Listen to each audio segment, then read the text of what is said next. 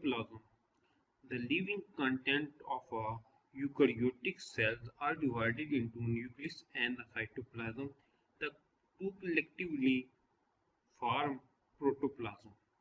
Eukaryotic cell के जिंदमवाद को न्यूक्लियस और साइटोप्लाज्म में तकसीम किया जाता है।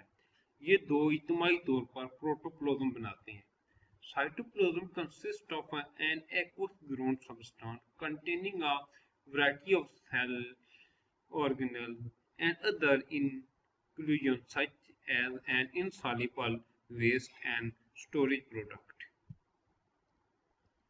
साइटोप्लाज्म एक आबी ज़मीनी मादे पर मुश्तमिल होता है जिसमें मुख्तलिफ किस्म के सेल ऑर्गेनल और दीगर शामिलात जैसे नाकाबिले हल फजला और ज़ख़ीरा करने वाली मसनूआत शामिल होती हैं।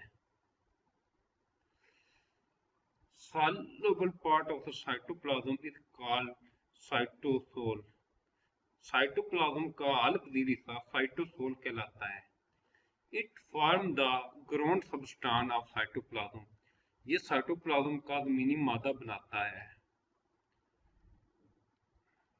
नीचे वाला जो हिस्सा है वो बनाता है।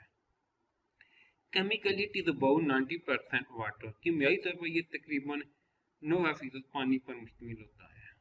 It form a solution containing all the fundamental molecule of the life. ये जिंदगी के तमाम बुनियादी मॉलिक्यूल पर मुश्तमिल एक हल बनाता है।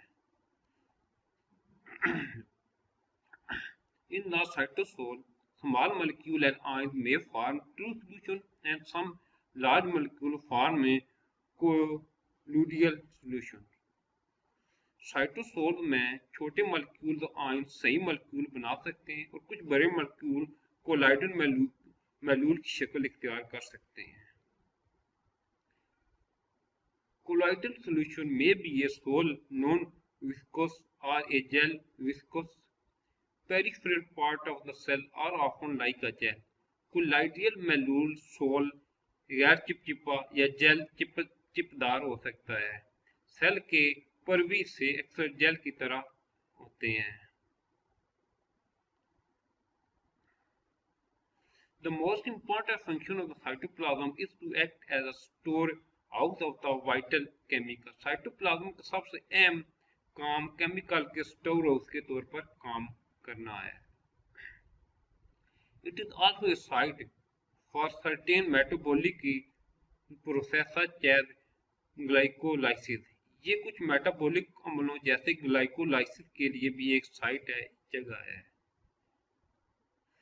In living cell, the cytoplasm contains several cell organelles such as the endoplasmic reticulum, mitochondria, Golgi complex, nucleus, plastocyte, ribosome, lysosome and centrole.